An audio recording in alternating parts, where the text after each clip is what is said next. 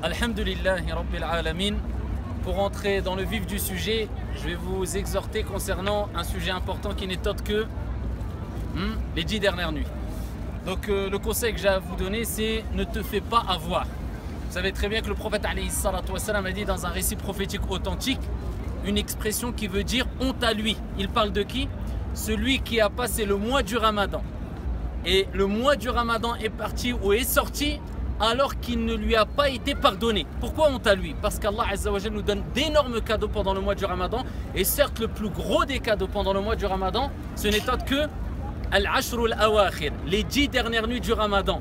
Le prophète alayhi salatu wassalam, comme il est relaté dans Sahih Muslim, comme Aïcha radiyallahu anha wa ardaha nous l'a rapporté, quand rentraient les 10 dernières nuits, il évitait tout rapport sexuel avec son épouse et en plus de cela, il réveillait sa famille pour prier la nuit. Et dans un autre hadith rapporté par Muslim, Aïcha radiyallahu anha wa ardaha a dit: il n'y a pas de nuit où le prophète alayhi salatu wassalam a fait plus d'efforts que les 10 dernières nuits du mois du Ramadan, alors que ses péchés passés et futurs étaient pardonnés.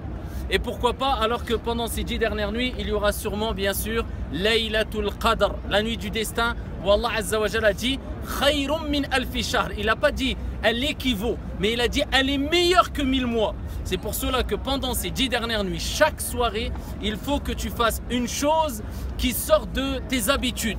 C'est-à-dire que tu fasses de cet acte d'adoration pendant ces 10 dernières nuits une habitude dont tu n'as pas l'habitude d'accomplir pendant les autres nuits. Tous les soirs, essaye de donner une aumône. Tous les soirs, pendant ces 10 dernières nuits, essaye de nourrir un pauvre. Tous les soirs, essaye de prier le minimum, 2 unités de prière.